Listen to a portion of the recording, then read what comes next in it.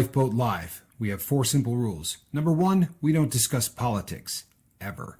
Number 2, this is not a religious channel, and while you might hear people say, God bless you, or I'm going to pray for you, or I wouldn't have gotten through this without my faith, that's fine. What's not fine is to say, my God is better than your God, or here's why you're not getting into heaven. It's not going to fly. Number 3, we believe wholeheartedly if you can't control your tongue, then you can't control your life. So while on board, there's not going to be any cursing in the live chat, period. And number 4, there is no room for mean people on the lifeboat. Because we discuss very sensitive things from people's past in our group setting, we got to protect those people. The only way they feel confident and comfortable discussing those things is in an environment that is free of trolls and mean people. So if you're a mean person or you're a troll, we're going to block you for life. And if your account happens to be less than 24 hours old, we're probably a little suspicious right from the word go. Why? Well, because there are people in this world who enjoy being cruel solely for the sake of being cruel. It's not going to fly here.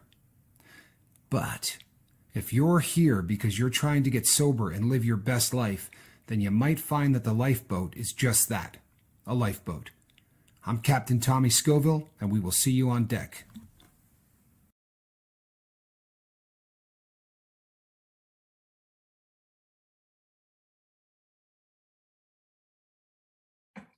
Hey everybody, I'm Captain Tommy Scoville, and you're on the lifeboat. Boy, oh boy, people, am I glad to be here today. I want to thank everybody that tuned in last night. Last night was a bit of a rant. I'll admit that I might have got on one. This is it was a subject matter that I'm a little bit passionate about, and as I told the people this morning over on our other platform, I intended for a 15-minute segment where I talked about that, and then I was going to move on to another subject matter, and I couldn't stop talking about it.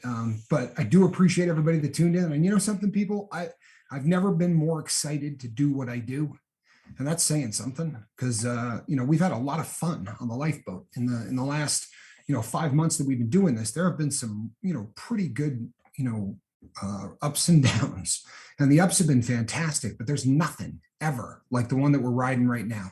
There are magic kind of things happening in people's lives, and individuals are getting sober and turning their lives around, and it's becoming a daily thing where we have a story that we could talk about that is just exciting. And there's there's a real cause and effect. The things that the crew are doing right now in terms of welcoming people, in terms of talking to individuals and making them realize that they're not lepers, they're addicts. And what the crew has been doing is having an effect, and it's been having a beautiful effect. And it's this is just, we talked about this in the past. There's an ebb and flow to every single thing that you do. And there are times where you're just riding high and it's fantastic. And in the past, that's kind of been tied to, certain metrics. Like you could look at the channel and go, well, we're doing this, or there's this many people coming in, or there's this many. This is just about what it is we do. The channel is doing what it is supposed to do. The lifeboat is doing what it is supposed to do, and people are getting help. And there's just no buzz like that on the planet. Trust me when I tell you that, because I'm a guy that tried most of them. This is really one of the most unbelievable feelings in the world. I couldn't be more excited about the things that are happening here. And tonight we're going to talk about hope. We really are. If I were to say to you, what if there was a pill that you could take that would cure your addiction? Would you take it? A step further, if there was a pill that you could take that would make it so that the drug you choose would never get you high again, you think you could take that? You think it would be something that you'd be willing to take? This is an assignment that they give out very oftentimes in rehabilitation centers. They ask that question and they want you to write about it. And it's obviously, it's a very interesting question, and it brings up a lot of cool stuff for conversation. But obviously, it's just one of those things that you talk about until it isn't.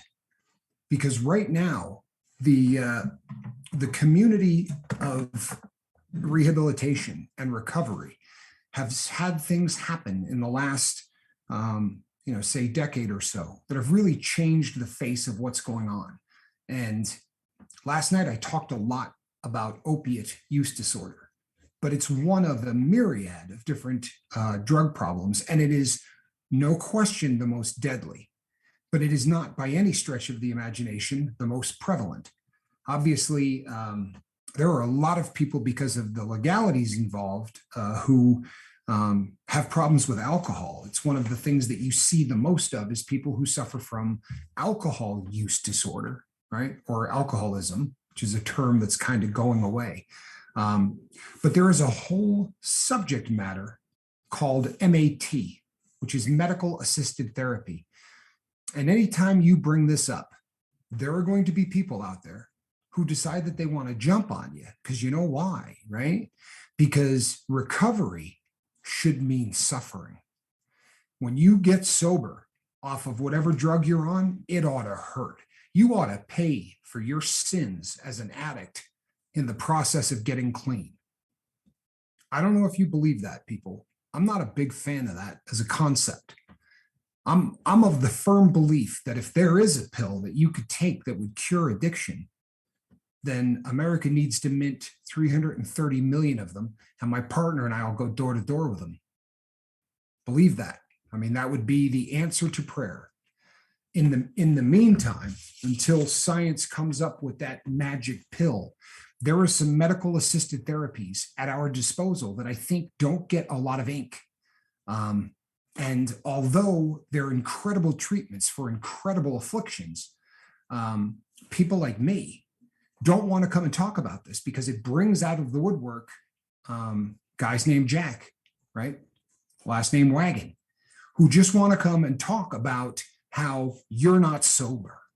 You're not really sober. If you're taking this, or this, well, you're not really sober.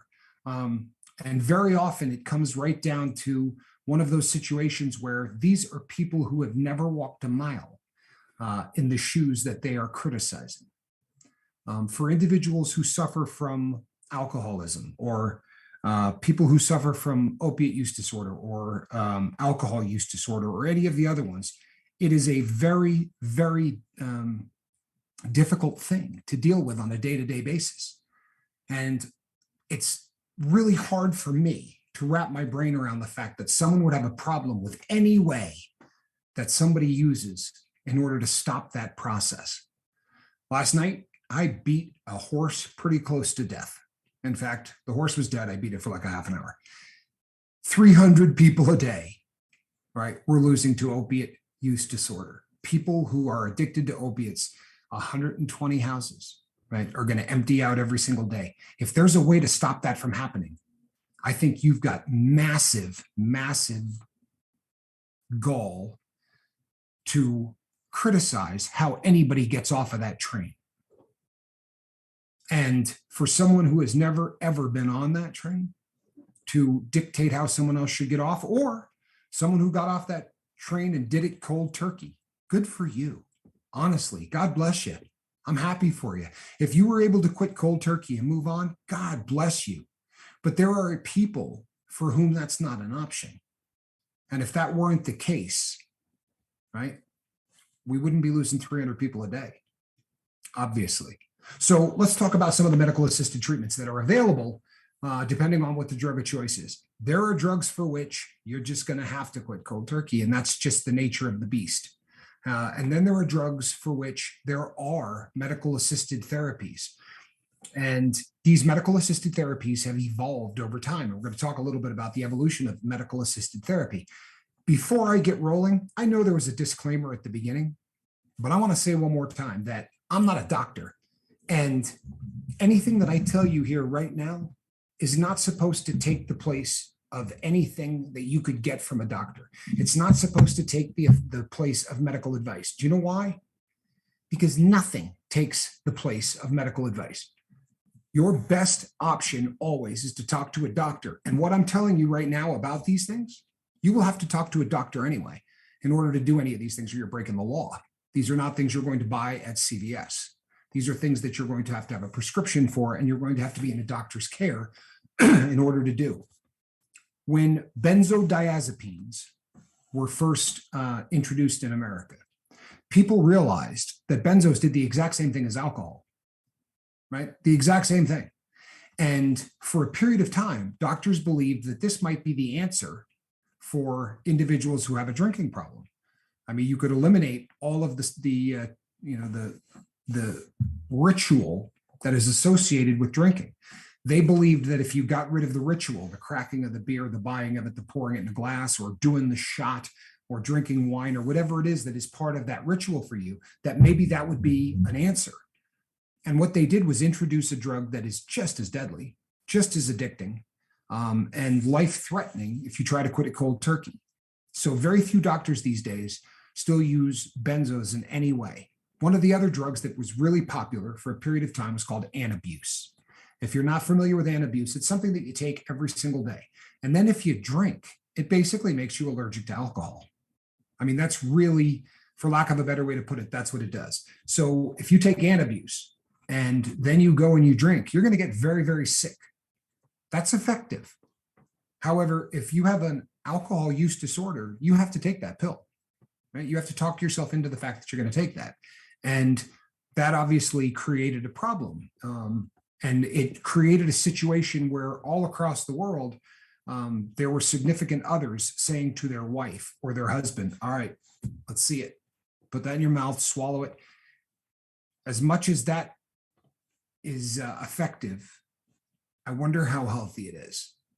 You know what I mean? I wonder if it doesn't create animosity, and I wonder how many relationships got really jacked up because one of the parties involved needed to force the other to take a pill every single morning to make sure that they couldn't drink. It's kind of a frightening concept, at least it is to me. And Antabuse has sort of waned. It's not as popular as it used to be. There was a period of time where if you got in trouble in the court systems for alcohol, you had to go in the morning and take Antabuse. You would actually have to drive to a place where they would give it to you and watch you take it, and then open your mouth and do the show them that you didn't cheek it or try to not take it. After that, there wasn't a whole lot that has happened on the alcohol front. Obviously, 12-step programs. That really has been the holy grail. And you know what? It's probably always going to be. Group therapy is going to be the holy grail no matter what happens. Until they come up with the magic pill, that's what is going to happen. But something else has taken place. There is a drug that was used to treat opiate use disorder. And we're going to talk about 3 drugs that are really popular for the use of opiate use disorder in treatment, medical assisted treatment. But one of them has started to gain popularity treating people who have a problem with alcohol. Wasn't the plan, but as it turns out, it works really, really well. The name of the drug is Naltrexone. And what this drug is an antagonist. It was taken originally to block people from getting high on opiates. But what they found with people who have a problem with alcohol is that when you take this substance, you can still drink and you can still get drunk. You can stumble, you can lose your coordination, your speech will slur. All of the things that happen to somebody who drinks normally are still going to happen. What's not going to happen is your brain is not going to give you the reward chemicals that we always talk about. You know, when you take that first sip, and as it's hitting your lips, your brain releases that, and you basically get euphoria that's created by the brain. The alcohol, the euphoric effects of alcohol are not brought on by alcohol, they're brought on by your brain. Now, if you're taking this substance, it's going to block that from happening. And what they have found is that people lose interest really quickly. All of a sudden, for lack of a better way to put it, they're normal. It eliminates what happens in the addicted brain. We've talked about this ad nauseum, right? How many hours have I spent talking about how a malfunctioning reward center in the brain is what causes somebody to go from a drinker to someone who has a drinking problem. All of a sudden, your brain starts to reward you for drinking. And that feels good. In fact, it feels amazing. And if it's not something that you felt, then there's no point of reference for anybody to judge you. But for those people who have felt it, regardless of the addiction, you know, I've talked before about how opiates really don't have that euphoric component, unless, of course, you're an addict. And then they have incredible euphoric components because your brain is going to release tons of feel-good chemicals every single time you start using those opiates. Well, by people who have a problem with alcohol doing this, the success rate has been dramatic. And as I started to research this, I had a unique opportunity because I have had, I go to a weekly session, although last week it moved to every 2 weeks, but I go to a weekly session with a drug counselor. It's part of what you do in federal probation. And because of the fact that I've been sober for, going on, I'm closing in on my 7th year, we get to talk about a lot of things that sort of are we don't talk a lot about what you normally would talk about. We talk a lot about addiction and theories behind it. And I get to pick the brain of people who are very well educated in these subject matters. And I asked them, how are you doing with naltrexone? Is this something that's working? And, I've had 3 different counselors, 2 of which had amazing things to say about it. The first had nothing good to say about it. And I said, how many people are you working with that are taking it? He said, oh, no, I don't recommend that anybody takes it. And I said, well, have you had any clients who are taking it? He said, no. And it goes to show you that even in the community, there are people who just think you need to suffer. There are people who think that medical assisted treatment is some kind of a cop-out. It needs to be a display of willpower for you to get sober. Well, talk to your doctor, right? Reach out to, if you have a problem with alcohol and no matter how you try, you can't seem to get past that you're almost there feeling, right? Or you just can't get it under control. Go and talk to a healthcare provider about this and give it a try. Honestly, what do you have to lose? If you're suffering from alcohol use disorder, more than likely you have tried to quit hundreds of times, if not 1,000 times. What do you have to lose for trying a substance that's still going to allow you to drink, right? But it's going to take away that feel-good component. And it's amazing how fast people act like the rest of the planet. Yeah, I had a few, you don't want to continue drinking because your brain isn't going, cool, he's having another one. Cool, he's having another one. Cool, he's having another one. And releasing chemical after chemical. If that doesn't happen, miraculous things do. So again, don't view these things through the eye of somebody that's never walked in your shoes. The most difficult thing with medical assisted therapy is, briefly, the side effects of this, before I go on too much further. The only side effects of this substance that show up is occasionally people get nauseous, and they seem to have more problems with women getting nauseous than men. However, most people level out after the first few days of taking the drug, as almost the exact same number of people quit taking this because of the nausea as quit taking the placebo for the same reason. So it really is not too much of an issue.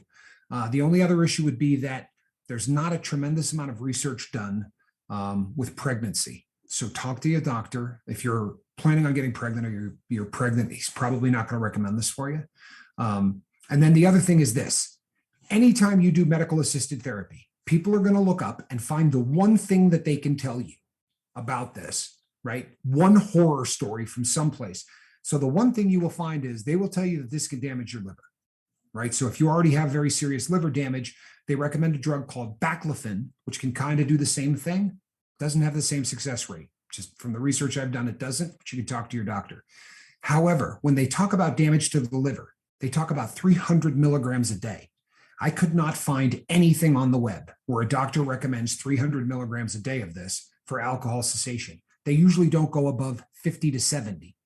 So the horror stories that people talk about are not going to have anything to do with what, reality is. So don't allow ignorance to cause you to not take a look at this, because the largest side effect of all of the medical assisted therapies that I'm going to tell you about today, the biggest side effect is ignorance.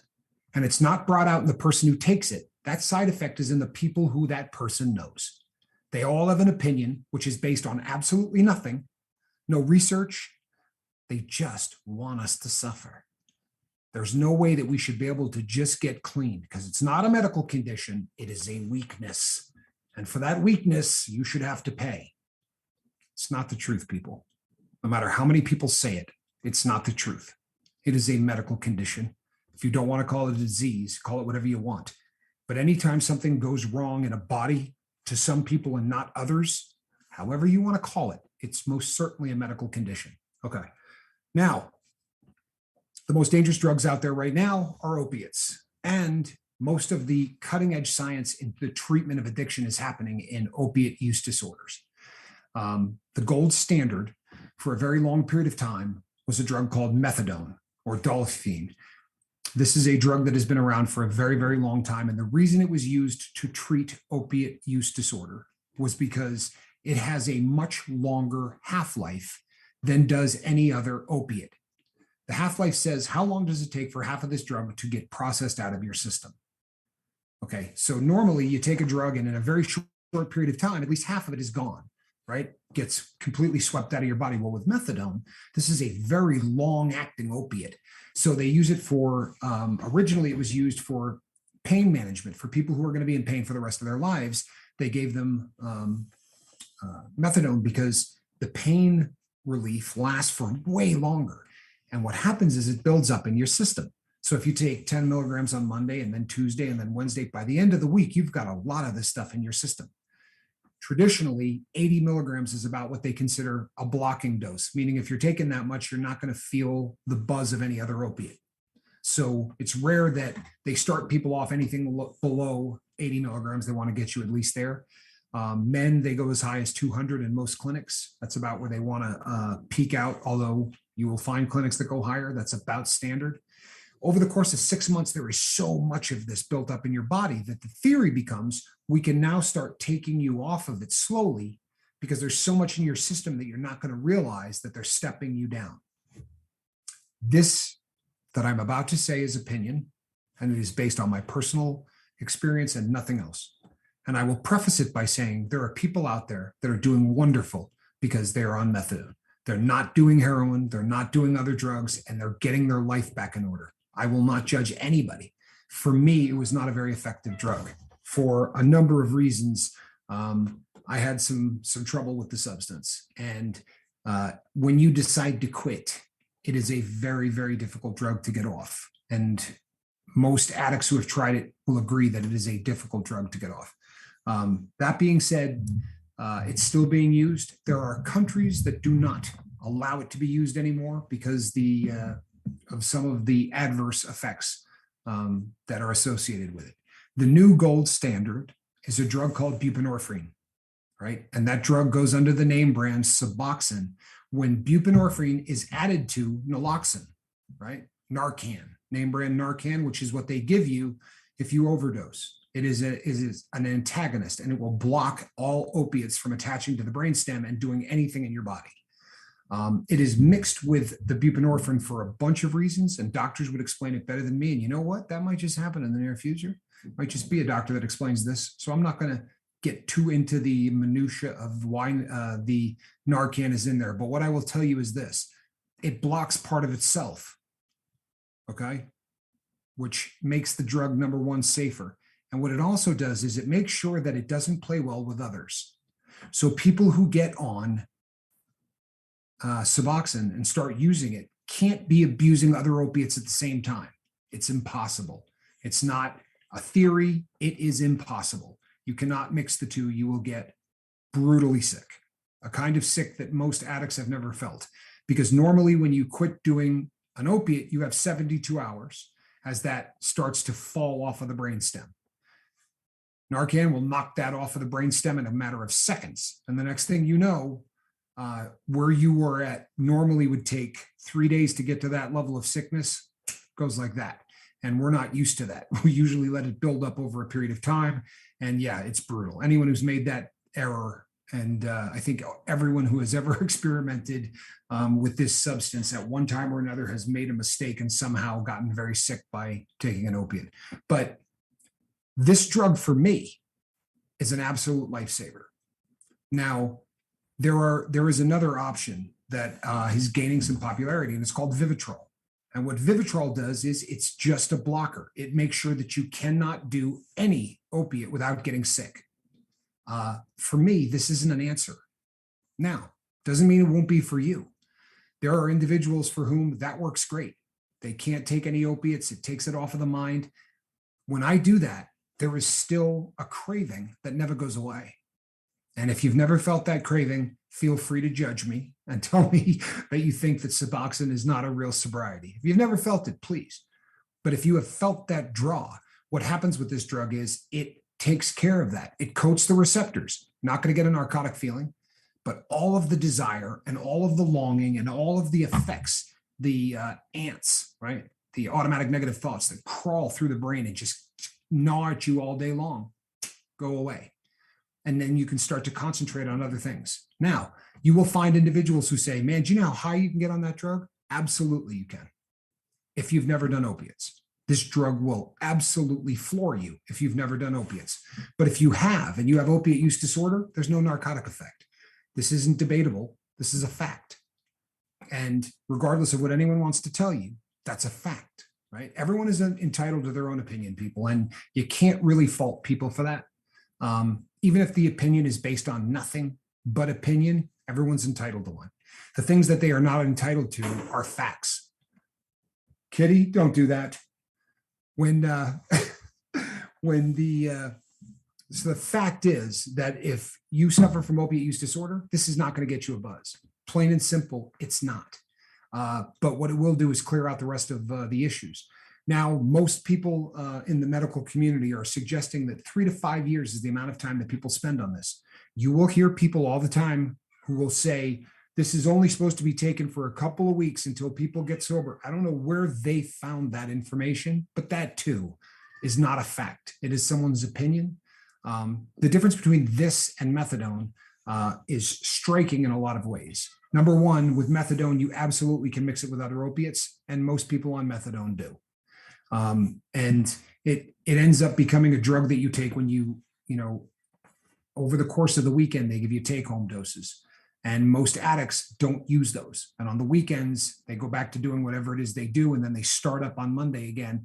It just sort of leaves the door open for people that want to put one foot in sobriety and one foot, in the other world. And that's not a great mix. I'm not saying that's everybody, by the way. There are people for whom this is great. But with Suboxone, there is no chance of mixing this with other opiates.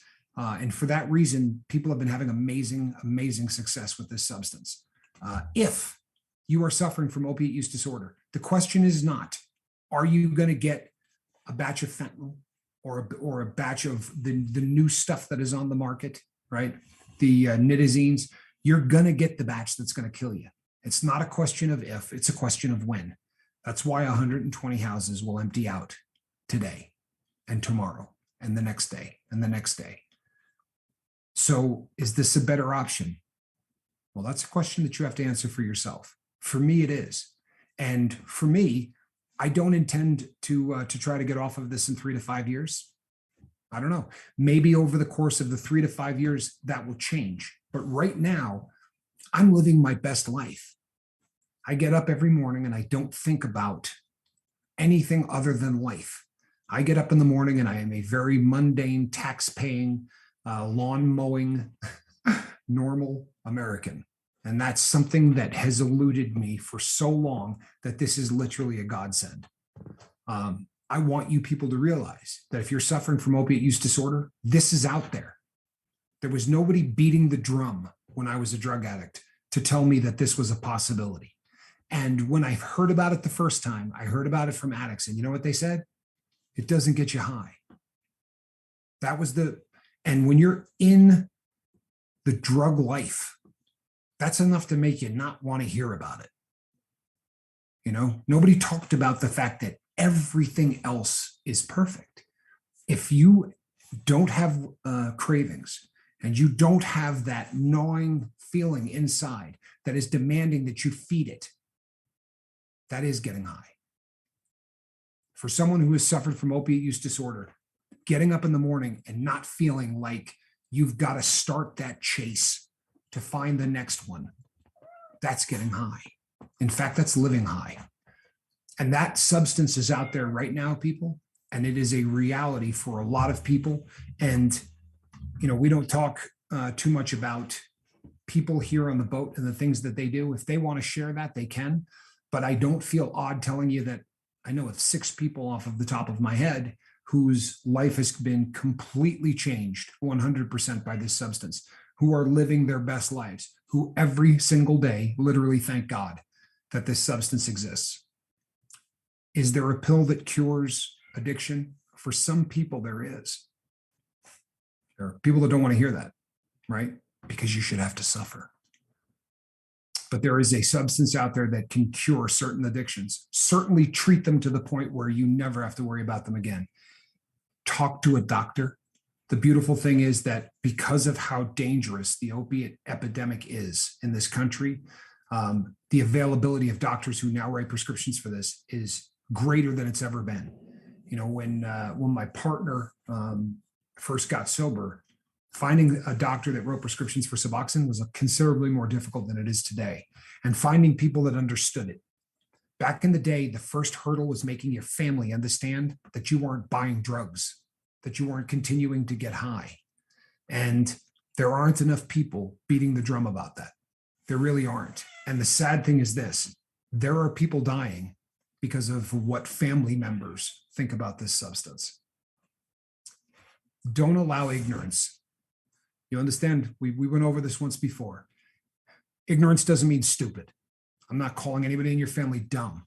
What I'm saying is they're not educated on this particular substance and what it can do.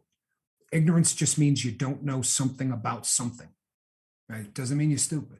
It just means that you don't have knowledge on a particular subject matter. There's nothing more important than knowledge on a subject matter that can stop you from sticking needles in your arm or stop you from eating deadly amounts of pills. What this stuff does to the body under the best case scenario is bad stuff. But under the worst case scenario, it's going to empty out a house that you sit in, right? The odds that you die on this are getting so much better every single day. The odds that you're going to get that one dose that's going to take you off the planet. And it doesn't matter if it's pills, it doesn't matter if it's powders or what you're getting. This year, for the first time, and this was announced today, by the way, I try to stay up on things going on with the Drug Enforcement Agency and things of that nature. But 2021 is now in the books. And for the first time ever in the United States, they busted more fentanyl coming into the United States than they did heroin. You hear that? They busted more fentanyl coming into this country than they did heroin. That doesn't mean that people don't think they're buying heroin, but it's not difficult to make fentanyl look like heroin. Brown sugar, a little bit of cut, and you can make this stuff look like just about anything. The risk that you are in right now, this is the time to talk to a healthcare professional and talk to them about Suboxone, because I promise you, people, the time is running out. You're going to end up getting that batch. And when I bring this subject matter up, the number of people who say immediately, my whatever just overdosed, my best friend's wife, my cousin, my uncle, everyone has a story of somebody that they just lost. The challenge of having a kitten, especially when you're filming on YouTube. I'm sorry, people, that's Squirrel. That's the cabin cat. Squirrel is on one. But yeah, this is the time, people, honestly, because the clock is ticking, and it's not just ticking on sobriety, it's ticking on your life. So I want to make sure that today, everybody listening to the sound of my voice realizes that medical assisted therapy isn't a cop-out. It's a way out. And it's a way out of a very, very dangerous game that's killing an awful lot of people. Don't let anybody other than you and your doctor help you with this decision. Again, I'm not a doctor, but you need to talk to one, and you need to talk to one right now. I mean, really, this is the time. My bobbleheaded partner is doing this one. Thank God that this is a substance that Mark has found. It's a substance that I've found, and what it's done in our life is nothing shy of amazing. It really is. So reach out. And if you're suffering from alcohol dependency disorder, and this is something that you can't beat, talk to your doctor about medical assisted therapy. Don't allow other people to think that you have to allow you to believe you have to suffer more in order to get sober, because that kind of thought process is killing 300 people a day. And you know what? When they talk about the 300 deaths a day, they're not talking about people who are dying from cirrhosis of the liver. They're not talking about people who drink themselves to death or people who wrap themselves around trees and cars. If you really start taking all of it into account, the numbers are staggering. More than anything in the world, people, my greatest hope is that nobody listening to the sound of my voice becomes a statistic on a government chart that I talk about next year. So right now, today, if this is the day you want to quit, talk to your doctor. See if there is a easier way for you to achieve your goal.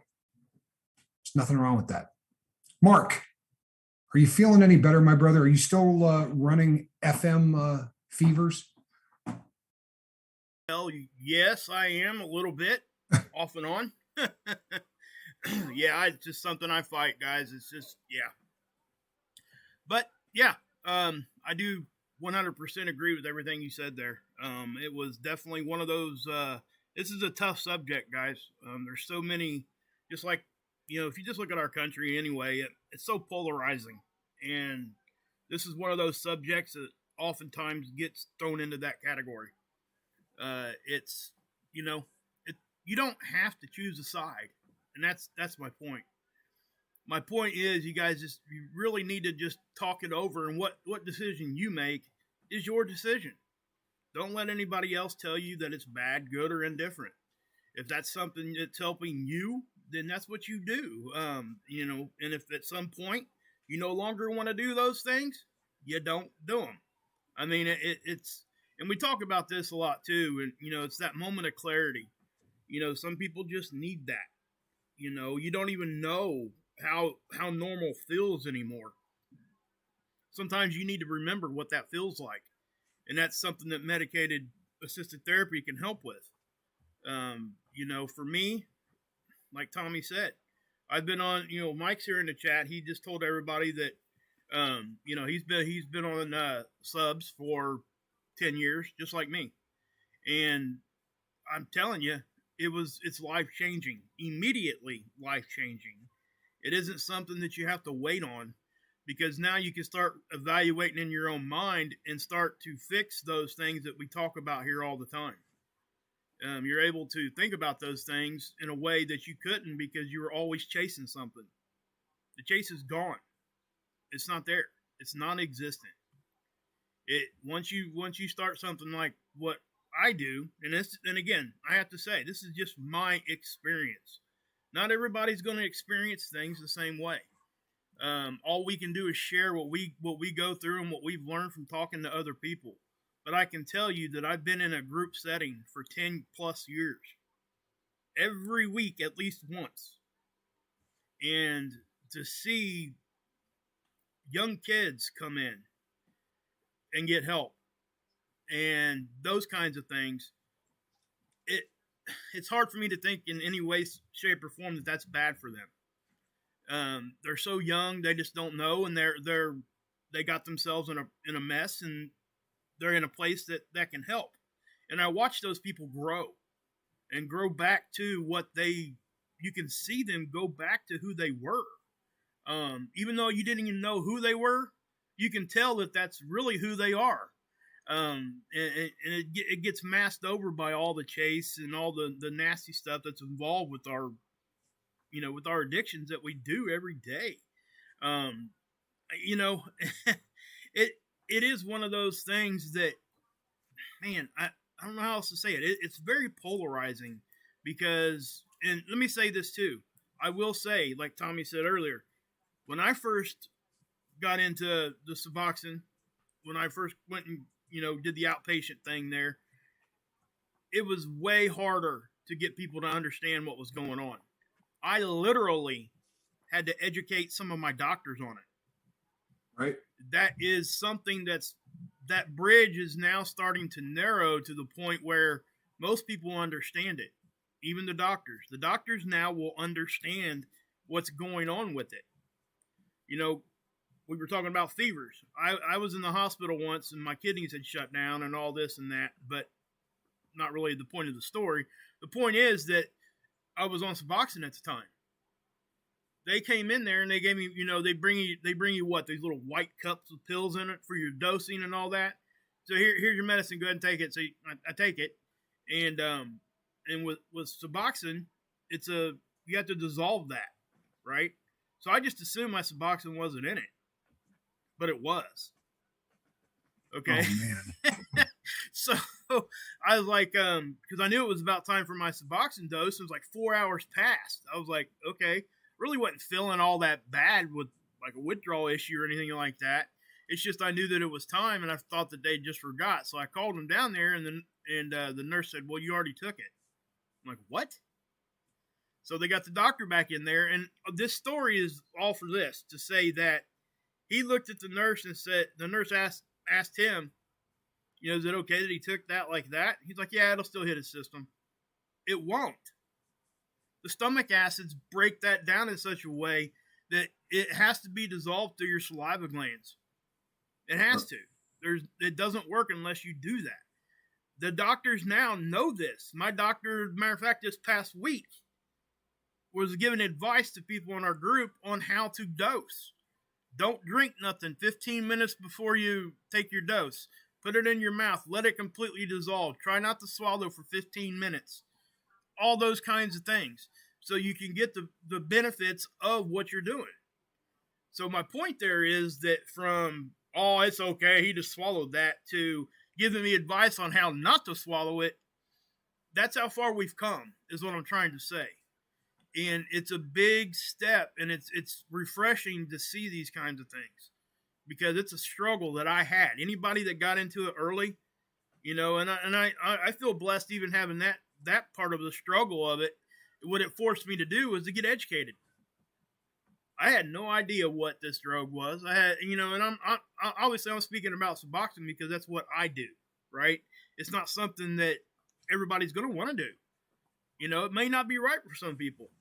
And there's other options, which Tommy already talked about. Because I can look back on it, and my whole story is just it was an up and down roller coaster. And the second that I was able to get treated like that, I mean, it's like this. It's like taking a big deep breath and just being like, "Oh my God, yeah, I think I can see now."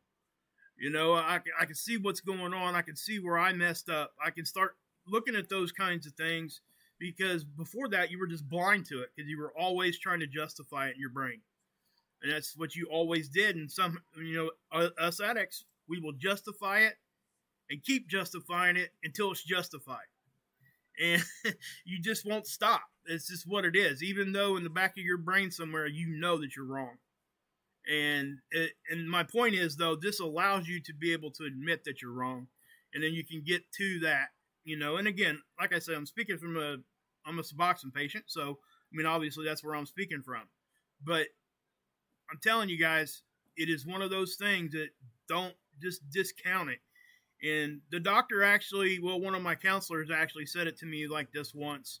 And it was probably one of the most things that really stuck into my head, because we had a problem here at the clinic. Don't get me wrong, guys. You go to some of these clinics, you still got to be smart, right? There's still going to be people out there that's going to take the bad apple and go try to do bad things with stuff. We can't stop that. It's just not going to happen. But the clinic I was at, there were a couple of car accidents out in front. So the community started to be like, well, it's because the clinic's out there, all this and that. So they actually had to go speak in front of the city council, like their corporate people. And the doctor that they brought with them said, listen, guys, they're not high, right? And so to get them to understand what he was talking about is, he said, when they come in here, they're below level. When they take their medication, it brings them to level. It doesn't take them way up here. It just doesn't, So that's how I've looked at it for my whole life. Since I've been on this, since I heard that, it's bringing me to level. And when I started explaining it that way to my family finally started to understand. Hey, he's down here right now, You know, he's not going in here to get way up. He's just trying to get normal, level. And that's what it becomes, because when you do what you're supposed to do with that, you medicate the way that you're supposed to medicate, the time that you're supposed to do it, it becomes part of the making bed thing that Tommy talks about a lot. You have to get that, that procedure down in your life, and you stick to that. And if you stick to that, you're going to do really well. Has to be organized, has to be focused. Again, your brain can't think about more than one thing at a time. So if you're focused on doing the right thing, you're focused on your daily agenda, right? You can't think about anything else. And I have to say this too, because this kind of hammers that point home. One day when I went to work, I was extremely busy. And I had to stay focused on what I was doing. And because of that, that was the very first time I forgot to take my medication. I didn't even remember to take it. I went to bed, got up the next day and everything else. It's like, then it just hit me. I'm like, man, I didn't take my medication yesterday. It's because I was focused on something, right? Now, when I remembered it, it was because I started to feel it, right? I mean, I started to feel that again, that bad, withdrawal type of situation that was starting to happen. It was at a low level at that point, but I recognized it and I was like, well, I didn't even take my medication today. So what I'm saying is, guys, that you have to be able to accept what the right answer is for you. Don't let somebody else push you away from it. Don't let anybody else tell you one way or the other. Go talk to your doctor. I'm just giving my life and I'm sharing with what I have. That's it. Tommy's doing the same. We both researched this. Gosh, I can't. If we put the hours together, it'd be just, I guarantee you, ridiculous. It would be completely ridiculous. And I do feel like I'm at a slight advantage to people getting in on the bus now. You know what I mean? Here on the boat, because I've done it for 10 years. And I have to thank the crew for reminding me that everybody wasn't there when I started it. So I have to think back on how, in my early recovery, what I was doing and how I felt. And I tell you what, it was eye-opening, to be honest with you. When you get around people that are fighting the same things, I just don't, for me, again, I got a strong support system, all of it, right? Doesn't mean I can't fail. And this is just a tool that I use, is how I look at it, to keep me from going back to the bad stuff. And there's a lot of semantics that gets involved in this conversation. There really is. I don't care what you call it. I don't care if you call it sober. I don't care if you call it, hey, I'm the wall. I'm the sky. I don't care what you call it. If you're no longer doing that bad stuff and it's helping you, I just don't understand the mindset on the other side of that. You know what? Truthfully, what you just the best thing that you just said, because this sums it up to everybody that's listening right now who is still, unfortunately, addicted. You said you got one day, you went to work, right? Completely forgot about taking it. Got through. Next day came around. Try to imagine, as an addict, having a 24-hour period of time that you forgot heroin. Try to imagine a 24-hour period of time that you forgot OxyContin, or a 24-hour period of time that you forgot Percodan or Loracet or Loratab or whatever you're doing, because I promise you, people, there's not been a 5-minute period of time in my entire addicted life. I watched a guy, I was driving with someone, and there was a guy on the side of the road walking, and I said to them, that guy's an addict. And they said, how do you know that? I said, watch his right hand. And every 5 seconds, as this guy walked, his right hand grabbed his pocket. And I promise you, he was checking his stash, because I used to do this all of the time when I walked. I was so terrified that it might somehow figure out a way to get out of my pocket, that somehow I was going to lose this, that literally every 40 seconds I would touch it to make sure that that was still there, and that it was still to go to. And I have had exactly what happened to you happen to me, where I forgot, but I went into the clinic and I took my drug test, and the doctor said to me, it was the day that I got squirrel, actually, the following day. All day long, I was busy with the cat and I was having a good time. And so I went in and took my test, and he said, "Oh, this is weird." And when you're taking a drug test, right, for the federal government, and the guy says, "This is weird," holding up the cup, you're like, "Oh, here we go." And I said, "What?" I said, "I failed for something." He goes, "No, no, no. It's, I failed for buprenorphine because I have a prescription for it." So he goes, "No, but you see the color of it?" He said, "Usually it's a really, really dark pink." He said, "It's really, really light. Did you not take your stuff this morning?" And when I went home, I counted out the stuff and I went, "I didn't take it yesterday." So for the entire day, I'm not going through withdrawal. I'm not thinking about it. I'm not panicking. Life is now more important than the drug. Life takes over. When Mark says that you really have to get into the routine, people, can you imagine how good it feels to be in a routine where you have to think about taking the drug, where you have to set a mental alarm to think about taking the drug? Mr. November, right? Mike November said, "Getting right, staying right, the right way." I don't know that you could say that a whole lot better. As Mark was talking about, one of the best ways to describe opiate use disorder is that even when you get sober and it's out of your system and you're clean, you're never quite back to zero. You're never quite back to that base level, right? The world lives here and you live here. And all day long, every day, the brain just wants you to get to there or above. And once you can eliminate that aspect of your life and just take it completely out of the equation, the other thing that you said that I thought was magic is that all of the other things, you know what I mean? I don't care what it is that is important to you, right? I tell you what's important to me. I'm all I do is talk, right? My God, my family, my children, right? Those things are important to me. What I'm doing here. We did a thing called What Floats Your Boat, right? The only thing that floated my boat for decades was using heroin, nothing else. And if it came down to going to be with my children or going to be with my family or doing anything else. And the scariest thing for me, people, is that, if you get to a point where you're a believer, right? You pray every day and it's a part of your life and you stop doing that. What does that say? If there is something, people, I don't miss a day talking to God on Suboxone.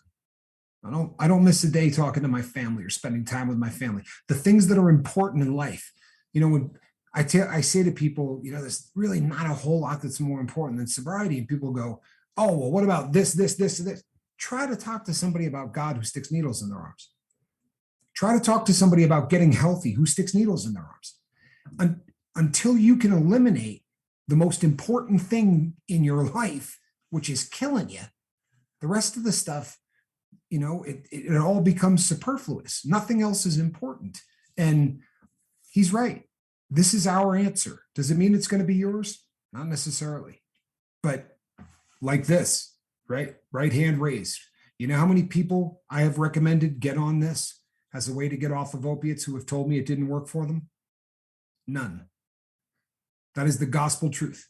I have never had one human being who wanted to get sober off of opiates who used Suboxone and said, "This doesn't work. Everything you said, you're wrong." In fact, I've had people call and cry. I've had people call and scream and cheer. I've had people who send me a text every day, and we're going on 4 months, 5 months. And every single day I get a text that says, "I can't believe this stuff is out here. I can't believe I could have done this 10 years ago." Is it going to work for you? There's only one way to find out, right? There is only one way to find out. And the one thing I will tell you is this: the doctor is going to tell you how to take this the first time. If you don't do exactly what the doctor said, do not say this doesn't work. Because if you think, "Well, I really don't want to go into withdrawal for 12 or 14 hours before I do this, I think I'll just do it my way," you're going to get sicker than you've ever been in your entire life. This isn't going to work, and you're going to wish, boy, are you going to wish that you listened to exactly what the doctor said. This is not a substance that you play with. This is what you do, exactly what you're told to do. In fact, I had been warned so much that the very first time I ever tried it, when they said you really need to be in withdrawal for 12 hours, I just gave it 20. because the idea of that whole precipitative withdrawal thing that they describe, I was good. And one quick story.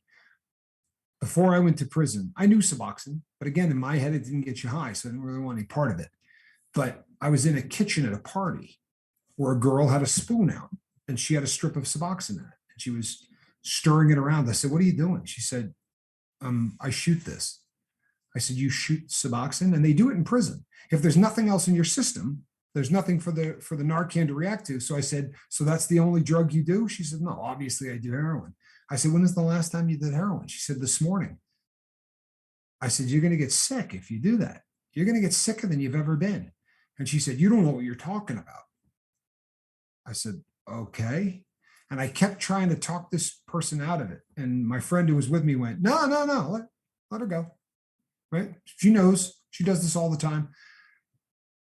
She injected it. This isn't heroin, right? So when you take this stuff, it takes 30 minutes, no matter how you get it into your system, for it to hit you. So as she put it in her vein, she looked at me and said, "Told you." And then, like watching the clock, she got this red at the top of her forehead, and it just started to drop down. Literally, you could watch the line. And she started looking from side to side. I said, "You feel all right?" And she said, "No." And she proceeded to do the best imitation of the woman from The Exorcist that you've ever seen. You know what I mean? Like head spun around backwards, the projectile vomit and the whole works. Don't play with this drug. If you're listening to me, if you catch this video online, if you think that they're saying you can't mix this with other substances because they just want you to do, I'm telling you right now, you can't mix this with other opiates. That is your Captain Tommy Scoville warning for the day. That they used to make printed literature on this. So when you talk to your doctor, they would give you a pamphlet. And when you open the inside of it, the first thing it said is, "Suboxone does not play well with others."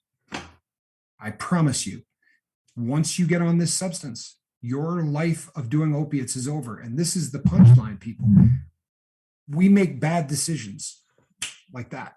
They're split-second bad decisions. So if a guy came in today and said, "I got China white," or "I got this, and I got the best stuff in the world," I would have to quit for 4 days before I could do whatever he brought into my house. The odds of me getting off of this substance for 4 days are nil. It's never going to happen. So when I say I'm not going to do this stuff ever again, I can tell you I'm never going to do this stuff ever again. Mike said, "I will never go back." Mike November said, "I will never go back."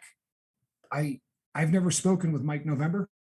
I don't know if he's new to the boat, but I've never spoken with him. But here's a guy that obviously has experience with this substance. Don't take my word for it, and don't take his. But talk to a doctor and try this and watch what it does for your life. Because the life you live in now, you're not happy with it. If you were, you wouldn't be watching this video. Let's be honest. And you know something? I say this all the time. When you were 6 years old and the teacher said, "What do you want to be when you grow up?" Did you say a heroin addict? I didn't. All of the dreams that I had got put on hold. All of the things that I wanted to do with my life got put on hold because one thing was more important than all of it. And now nothing is more important than God, my family, and my life. And then all of you. And the reason for that is I take a substance every day. The thing that you said, the doctor said something. Mark, you know what the doctor said to me?